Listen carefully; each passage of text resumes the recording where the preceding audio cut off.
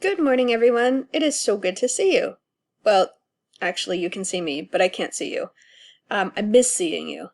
This recording was done in the spring of 2020 when we were home with coronavirus concerns, and so I wanted to give you some highlights to help you with Portfolio 15 if you're not able to be with us in the synchronous classroom environment. So hopefully this gives you some highlights as you're working on that portfolio this week about confounds that can threaten experimental designs. So I'm going to flip to a couple of different resources to help you, to highlight what's available, and then go over some of the key confounds that might cause threats to internal validity and show you how this will work out for your portfolio. So first off, I'm going to remind you that one of the readings that's available on Folio is a chapter by Beth Morling, and this chapter talks about different research designs.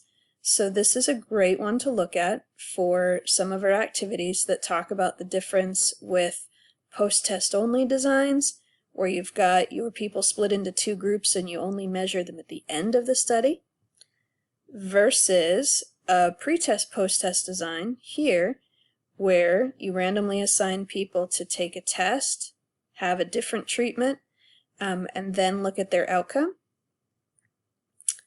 versus a repeated measures design, which has one group. Let me see if I can change this window a little bit. One group, it's over here off the side, where they get a particular case and then you just look at their outcomes, versus a much better design. Whoop, went too far. Let's see if I can get it to scroll down just a little. There we go. All right. Versus a pre-test post-test design that only gives people exposure to one condition of the independent variable and then measures them at the end after having done a pre-test, or a truly repeated measures design that would flip up people's exposure to two different conditions. So I want you to look at Morling in more depth, which kind of goes over the different elements of these kind of designs, but I wanted to show you where that resource is. And then take a peek at the PowerPoint, which helps talk about confounds that obscure experimental designs. So again, this is PowerPoint 3.2, which we had right before break, that talks about different kind of confounds we might see. So one of the things to keep in mind is that we most likely are setting up an experimental study with the kind of things you guys are learning that isn't too complex. If we're doing a pre-test post-test design, we would need to have two groups, right? So we've got each group being measured at the pre-test. We then have some level of the independent variable, which might be the independent variable is present and absent, so we could have a control group here. And then we do a post-test measure to see how people have changed after the thing that came in the middle. Please remember that this is not the same as having a single group just take the test, do something, take it again. If we have this, we have no true control group, and that's not going to give us an experimental design. We need to have at least that second group, and if we start using ANOVA, maybe three groups that have different conditions to look at how things are changing. All right? When we're doing this kind of design, we can have other things that are coming into play between the first time that we measured people and the last time. Other things might be happening in here in addition to whatever we're doing for our independent variable that can make our picture a little more obscure. So first off, one of the things that can happen that we'd have to think about is maturation effects. Have the subjects change just in response to maturation or time? So in a lot of cases, we wouldn't want a huge time frame to come between the pre-test and the post-test, or else we might think, hey, they just got more mature. Think if you did an IQ test with children. If you did it today and a week from today, you wouldn't expect much change. But if you did it today and a year from today, you would expect children to change in IQ. So we have to be careful that maturation is not one of those issues. Again, this is relevant mostly in studies that are designed to happen over a long period of time. The second thing that can come in the way is history effects, and these happen if there is something poignant or prominent that happens in between our pre-test and post-test. So think about what's going on now with coronavirus, right? Excuse me, my nose is itchy.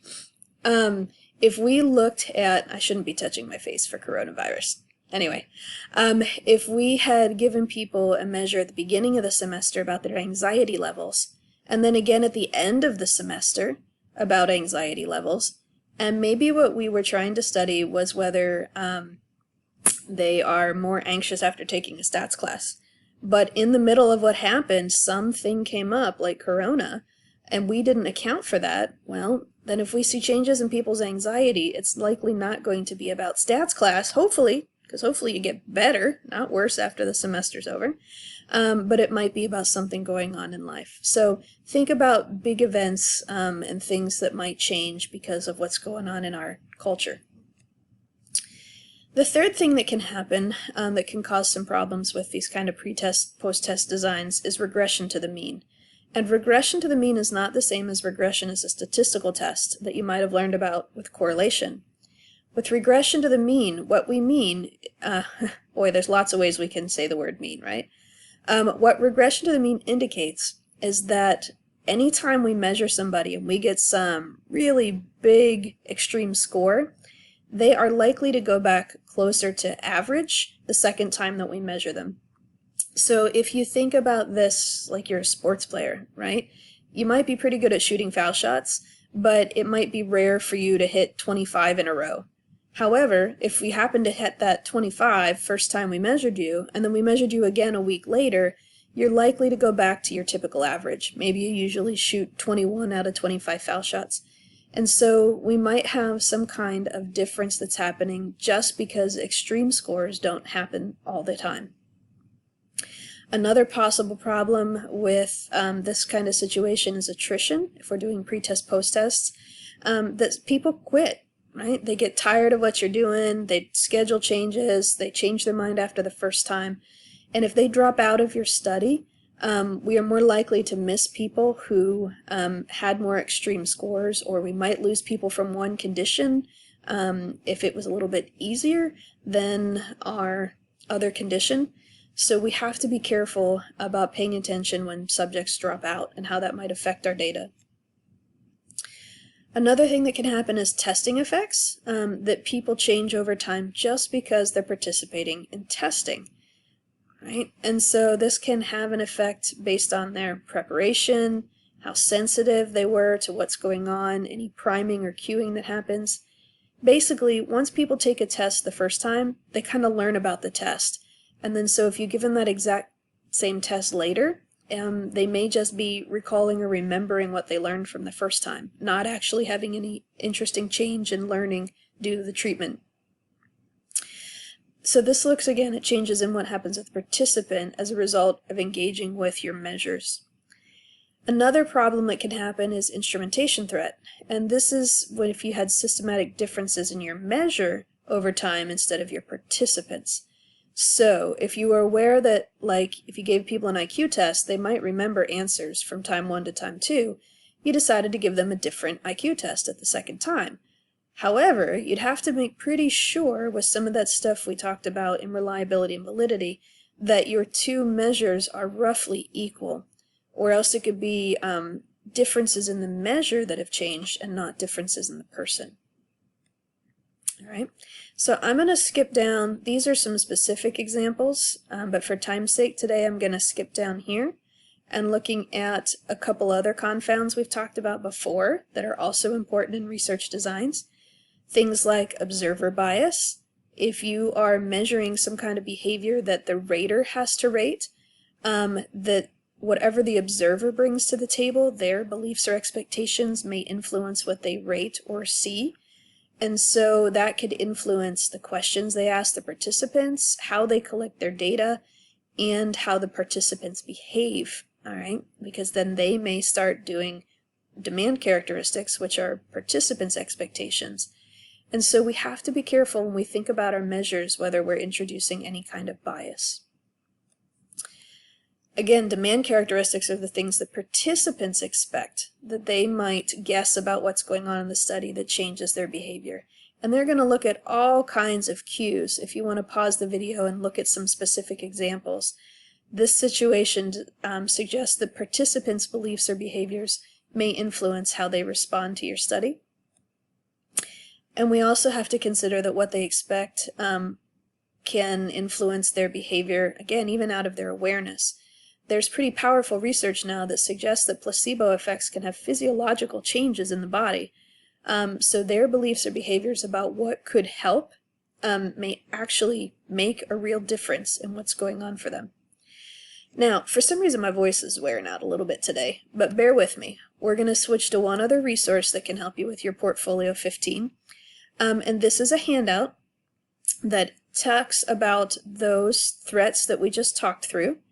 Things like design confounds, and even a few more things. Weak construct validity, unsystematic variance, selection effects, order effects, and then maturation, history, regression to the mean, attrition testing. So a lot of these things we just talked about are here in a handout for you. Again, you can pause the video and take a look. What I've tried to highlight in this handout is a definition for each threat, and whether this is more of a concern if you are doing between subject designs, where each group of participants gets a different level of the independent variable, or whether you're doing within subjects designs, where each person serves as their control group, and they get this condition and then that condition, and you have the same people. So some of these concerns or confounds are more a problem in one kind of study than the other. So again, there's no perfect study. You're going to have to think about trade-offs, strengths, and weaknesses. So here, if you want to pause the video, is the first page that sort of summarizes the kind of designs where those confounds might be problems. And here is the second page that, again, highlights some of those things we just reviewed. Now, we also need to talk about solutions, right? So we have here some solutions for you. If you are concerned about this kind of threat to internal validity, what would you do to make it better? It doesn't make sense to talk about the problems unless we talk about solutions. So we've got here a list of many different kinds of things that you can do if you're concerned about this threat in your study. You'll notice that adding a comparison group is a pretty good answer if you're not sure what else to put for what can help make things better. The other half of this, and again, pause the video if you want to take a look at some of those threats and solutions. And the other part down here, again, talks about ways that you might reduce the impact of that on your design. Now, what you're going to be doing for your Portfolio 15, and if we have questions, we can talk about this in class this week a little bit, is to look at a couple of situations and recognize what are the variables, what is the design, again, Modeling Chapter 10 will help with this, to sketch what the example is talking about. Just draw this by hand and see kind of where you think the data are going to go. Decide the threats and indicate what to do with the threats. So please note on your portfolio homework that these two examples are not multiple choice, right? You are supposed to be filling out this information for each of these. And again, we can try to take some time in our synchronous class to help walk through one of these examples together, but some of you won't be able to be with us. And so if you're not with us in a synchronous learning environment, hopefully pointing you to Modeling Chapter 10, the PowerPoint that I just looked at, and this video summary of threats and solutions will help you with Portfolio 15. Thanks, guys.